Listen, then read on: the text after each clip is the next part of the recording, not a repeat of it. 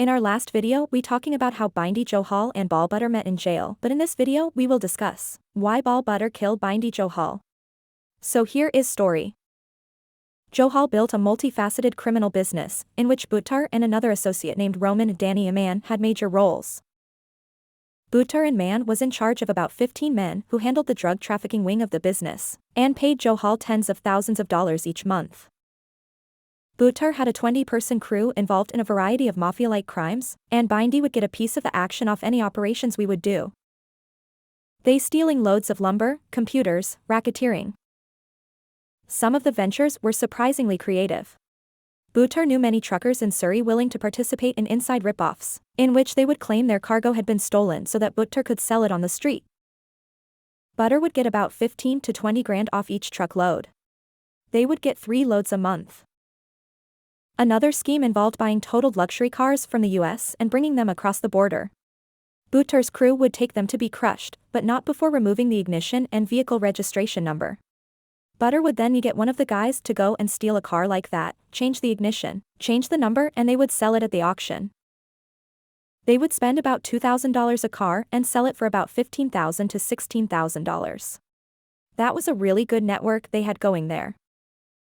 Buttar said in one interview Johal empire grew from earnings of about $500,000 in its first year as a gang to about $3 to $4 million a year. When Buttar ordered Johal's murder, they were the Indo-Canadian Mafia. One of the branches of the business was the Elite Hit Squad, which would get between $15,000 and $20,000 a killing. That those guys were murder for hire. 5 members. Bindy was in charge of that. Whoever Bindy wanted murdered, they would go do it. By the summer and fall of 1998, Johal was floundering. He ripped off some of his own associates and people were losing confidence in him, including Buttar. But one incident Buttar witnessed shocked him so much, he realized he would have to kill Johal. Buttar, his brother Kelly, and one friend named Derek Shankar and a few others went out clubbing one night in September 1998. After several drinks, Shankar decided to call Johal on his cell phone to get him to party, and Bindy says, "I am tired man, I don't want to go." Shankar, who was extremely drunk, started razzying Johal, calling him an idiot and a baby and swearing at him for staying home. And Bindy goes, "Watch your language, don't say these things to me." Bindy took it to heart. When Buttar and his crew returned home in a truck about 3 a.m., Johal was waiting for them with Roman Man. Buttar knew there would be trouble. Johal asked where Shankar was and was told he was sleeping in the truck. Buttar said Johal asked him to go for a drive and he jumped in the truck. He said he woke up Shankar and suggested the two of them leave quickly. First, they went to relieve themselves. All of a sudden Buttar hear a big noise and I turn around and there is Derek Shankar going down. Bindy shot him. Bindy looks at Buttar. He had my piece. He was thinking, hey, should I pull my piece on him? And he thought, no, that's too quick. Buttar was about to jump in the truck and he says, no, help me dump him in the water. So Bal chucked him in the water. Derek Shankar, you've got to understand, Bal Buttar have known that guy for a long time. He was from Richmond.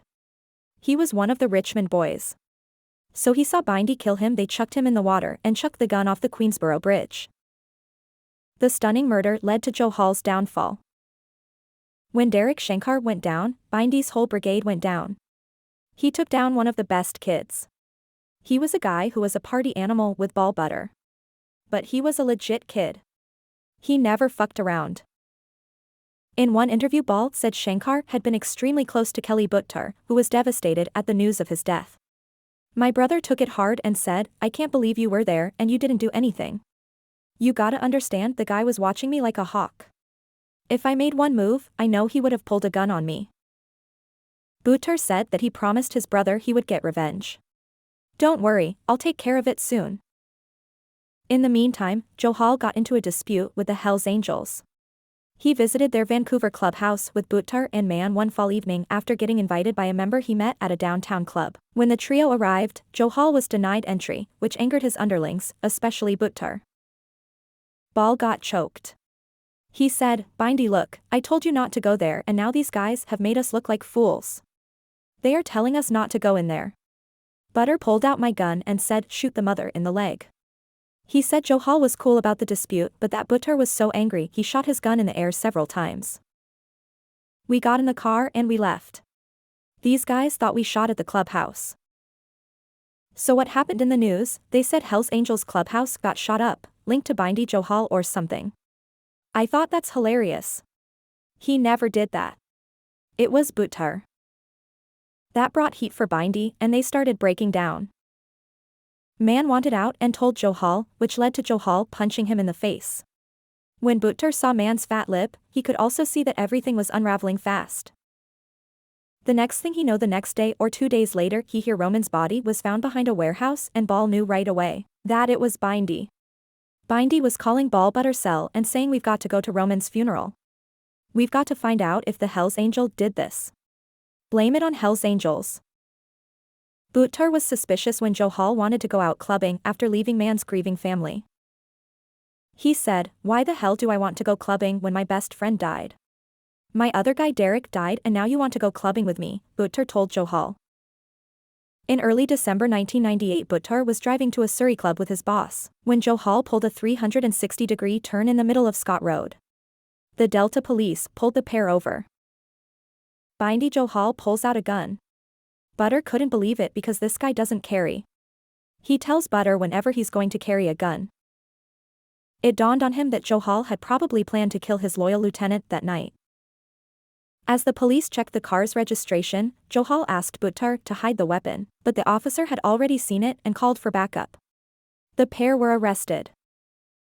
All night Bal Buttar was whining, "Oh, I can't go through this again for 8 or 9 months remand and I won't even beat the case." Johal asked Buttar to say the gun was his and Buttar agreed to plead guilty. But it would give him a perfect alibi for Johal's murder. He would be in jail when the hit took place on December 20th, 1998. Mostly people think that Johal had personality disorder, that the big reason he started killing his own people since 1994 till 1998. What you guys think, let me know in comment below. Thanks for watching guys, see you in next videos.